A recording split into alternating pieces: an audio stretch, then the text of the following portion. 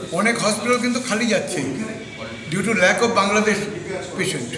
কয়েকটা হসপিটালের নাম আমি বলবো না, তারপরে দিয়েছে যে 30% রুগী কমে গেছে। ওই বাংলায় গেলে আরও ভালো ফিল হয়। আমি তো গত 2 বছরে 2বার গেছি, 2 বছর আগে 2বার বাংলাদেশ গেছি। একদিনে 120টা পেশেন্ট দেখেছি মাগুরা, যশোর জেলা। এবং ওরা রাত 12টার সময় আমাকে গেস্ট হাউসে পৌঁছে দিত, কোনোদিন ইনসিকিউর ফিল করিনি। এই সাময়িক গণ্ডগোলে দেখতে পাচ্ছি যে ওরা বিভ্রান্ত হয়ে গেছে কিছু লোকের উস্কানিতে, কিছু মৌলবাদ, কিছু পার্টি আর আমাদের কিছু লিডারের ফলে এটা হয়েছে। কিন্তু ওরা কিন্তু বেসিক্যালি লোক খারাপ। অনেক হসপিটাল কিন্তু খালি যাচ্ছে due to lack of Bangladesh patient.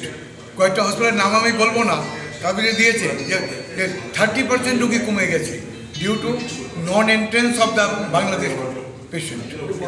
Medical সেক্টরে ক্ষতি হচ্ছে আর্থিকভাবে, কিছু তো ক্ষতি হচ্ছে, আমার তো ক্ষতি কিছুটা তো হচ্ছে। এখানে আমার 5-6টা পেশেন্ট আছে, সেখানে 2টো পেশেন্ট, তার মানে তোমার 4টে পেশেন্ট ক্ষতি হচ্ছে, ক্ষতি তো হচ্ছে। এবং আমাদের তো সাইড বাই সাইড কান্ট্রি, একই কান্ট্রি, বাংলা তো একই। এই ভাগ করেছে, ব্রিটিশরা ভাগ করে তো মুশকিল করেছে।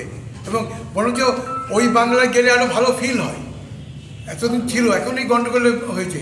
আমি তো গত 2 বছরে 2বার গেছি, 2 বছর আগে 2বার বাংলাদেশ গেছি। এবং ওখানে আমি একদিনে 120টা পেশেন্ট দেখেছি, সকাল থেকে বিকেল পর্যন্ত।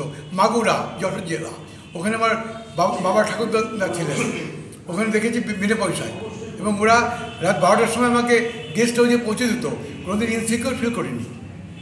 ওদের কোনো কথাবার্তায় কাজে ইনসিকিউর ফিল। এই সাময়িক গণ্ডগোলে দেখতে পাচ্ছি যে ওরা বিভ্রান্ত হয়ে গেছে কিছু লোকের উস্কানিতে, কিছু মৌলবাদ, কিছু পার্টি আর আমাদের কিছু লিডারের ফলে এটা হয়েছে।